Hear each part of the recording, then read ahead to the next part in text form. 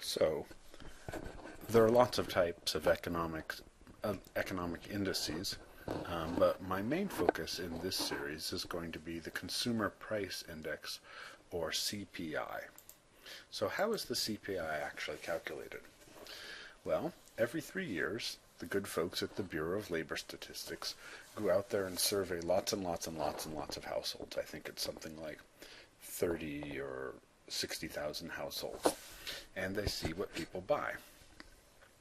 And it might be that, the average household goes and buys 3 pairs of blue jeans per year and downloads 20 MP3s and uses 300 gallons of gasoline and so on and so forth out there. And this is what we call determining the market basket. So the Bureau of Labor Statistics does this really intense survey every 3 years of what households do, what they buy.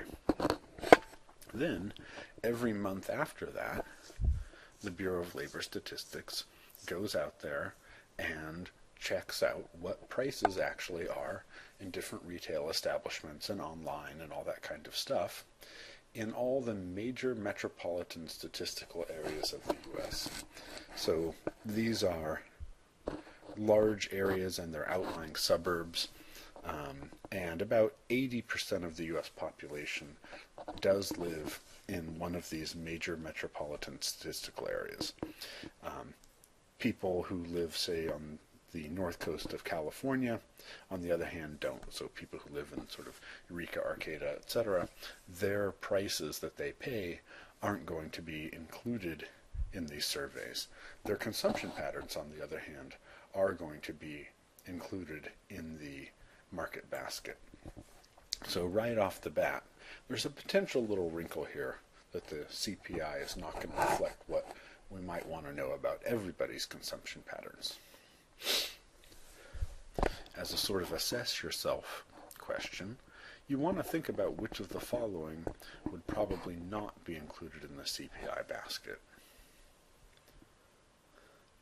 Then I want to go ahead and risk asking PowerPoint to work simultaneously with a web browser. And I want to go back a little bit in time to look at an infographic that the New York Times did at one time. It's a little bit out of date now, but I still think it's very nice. And so this was back before the financial crisis, when people were really worried a lot about inflation and less about unemployment. And this sort of breaks down what was going on at that time with inflation. And just to scroll over here a little, you can see that the colors of these little areas here show how much inflation has occurred. So red colors, the redder, the higher the level of inflation. Gasoline prices had risen, 26% over the course of a year at this point. Blue shows a negative change. So, I'm just hopelessly geeky. It's really interesting to see what do people actually spend their money on. So sort of the big chunk here is housing. That's the biggest chunk here. Of that, the biggest chunk is owner's equivalent rent. And this relates back to that idea of imputed rent that we talked about in terms of GDP. So the idea here is, well, if people give up a lot of rent by living in their own homes, then effectively the price of living in their homes is pretty high. So the people at the Bureau of Labor Statistics try to figure that out. Direct rent actually comes in here as well. And then lots of other things. It's kind of surprising that 2.4% of the average household spending is on hotels and vacations to me, or that 2.4% is on fast food and 3% is on full service. And sort of, to me, again, I'm just hopelessly geeky. It's really kind of interesting to see what people actually spend their money on. 15% is on food, and within that category, we have looks like to me, if we sort of added up these three categories here, we'd get up to maybe about 6% of that 15% is essentially eating out.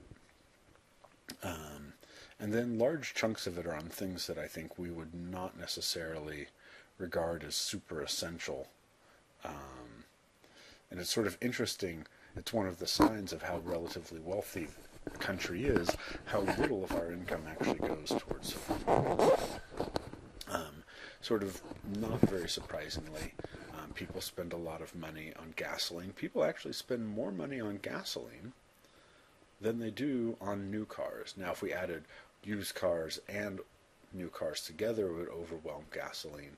But still, it's pretty hefty when you get down to it. And maybe that won't surprise any college student out there. Healthcare. Now, the interesting thing here is this is consumer spending on healthcare. That is only a small fraction of the overall societal resources spent on healthcare, because of course most people have some health insurance, and most health insurance people don't pay for it out of pocket.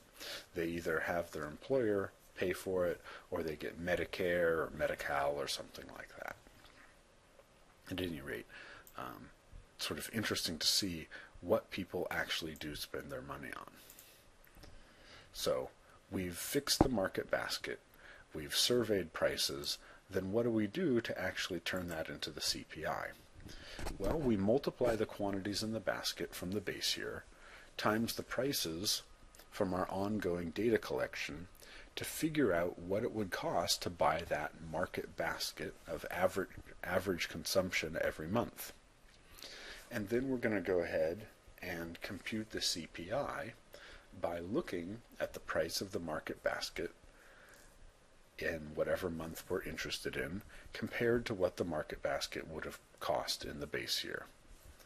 So I'm going to go ahead and do a little Excel example here because I think that's probably the clearest way. So I'm going to go ahead and terminate this video segment right here, then do my Excel example in the next series.